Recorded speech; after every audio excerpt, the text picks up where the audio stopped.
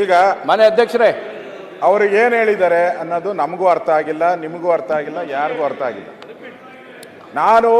ನಾನು ಕೇಳಿದ್ದು ನೀವು ತಪ್ಪು ಕೊಟ್ಟಿದ್ದೀರಾ ಇಲ್ಲ ಫಸ್ಟ್ ಹೇಳ್ಬೇಕು. ಅವರು ಈ ಸದನಕ್ಕೆ ಮಾಹಿತಿ ತಪ್ಪು ಬಂದಿದೆ, ಯಾವ ಅಧಿಕಾರಿ ಕೊಟ್ಟರು ಅನ್ನೋದಾದ್ರೂ ಹೇಳಿ, ಇಂಥ ಅಧಿಕಾರಿ ಕೊಟ್ಟರು ಅಂತ ಹೇಳಿ. ಇದಾಗಿದೆ ಸದನಕ್ಕೆ, ನನ್ನಿಂದ ತಪ್ಪಾಗಿದೆ ಅಷ್ಟೇ, ಇನ್ನೇನು ಬೇರೆ ನಾವು DBT ಅವೆಲ್ಲ ನಾವು ಹಿಂದಿನ ಕಾಲ ನಾನೇ ಇದ್ದಾಗೆ ಮಾಡಿದ್ದೀನಿ DBT. ಇವಾಗೇನು ಹೊಸ್ದಾಗೇನು DBT ಇಲ್ಲ. ನಾನು ರೆವಿನ್ಯೂ ಮಿನಿಸ್ಟರ್ ಇದ್ದಾಗೆ ಎಲ್ಲ DBT ಒಂದು ಬಟನ್ನಲ್ಲಿ ಕೊಡೋ ಸಿಸ್ಟಮ್ ಬಂದಿದ್ರು, ಹೊಸ್ದಾಗೇನು ಮಾಡಿಲ್ಲ ನಾವು.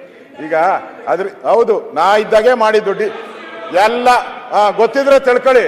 ನಾನಿದ್ದಾಗೆ DBT. ಆಮೇಲೆ ಇವ್ರು ಫ್ರೂಟ್ ಅಂತ ಮಾಡಿದ್ರು, ಆಮೇಲೆ ಹೋಗಿ ಅದನ್ನು ಫ್ರೂಟ್ಸ್, ಅದೇನು ಫ್ರೂಟು ಬಿಡಲಿಲ್ಲ, ಒಣಗೋಯ್ತು ಎಲ್ಲ, ಕೊಳ್ತೋಯ್ತು ಅಷ್ಟು, ಒಂದು ಫ್ರೂಟು ಹೋಯ್ತು.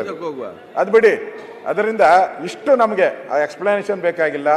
ಸದನಕ್ಕೆ ಅವರು ಅಧಿಕಾರಿ ಮಾಹಿತಿ ಹಿಂಗೆ ಕೊಟ್ಟಿದ್ದಾರೆ, ತಪ್ಪು ಕೊಟ್ಟಿದ್ದಾರೆ.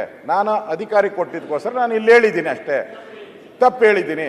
ಅದರಿಂದ ಇದನ್ನ ನಾನು ಕ್ಷಮಾಪಣೆ ಕೇಳ್ತಾ ಇದ್ದೀನಿ. ಅವರು ಅಧಿಕಾರಿ ಪರವಾಗ ಬರ್ಕೊಟ್ಬಿಟ್ರೆ ಸರ್ಕಾರ ಓದ್ಬೇಕೀಗ. ವಿರೋಧ ಪಕ್ಷ ನಾಯಕರು ಏನ್ ಬರ್ಕೊಡ್ತಾರೆ ಅದು ಓದ್ಬೇಕೀಗ. ನಾನು ಬರ್ಕೊಡಲ್ಲ, ಮಾತಾಡ್ಲಿ ಹೇಳಿ. ಯಾರಾಗ್ತಾರೆ MLA ಅಭ್ಯರ್ಥಿ 2028 ಶೀಘ್ರದಲ್ಲೇ. ಪ್ರತಿದಿನ ಒಂದೊಂದು ಕ್ಷೇತ್ರದ ಟಿಕೆಟ್ ಆಕಾಂಕ್ಷಿಗಳ ಸಂಪೂರ್ಣ ಮಾಹಿತಿ ಪೊಲಿಟಿಕಲ್ ಜರ್ನಲಿಸ್ಟ್ KM ಶಿವಕುಮಾರ್ ಅವರಿಂದ. ಕರ್ನಾಟಕದ ನಂಬರ್ 1 ಡಿಜಿಟಲ್ ಮೀಡಿಯಾ ನಿಮ್ಮ ನೆಚ್ಚಿನ ಕರ್ನಾಟಕ ಟಿವಿಯಲ್ಲಿ ಮಾತ್ರ.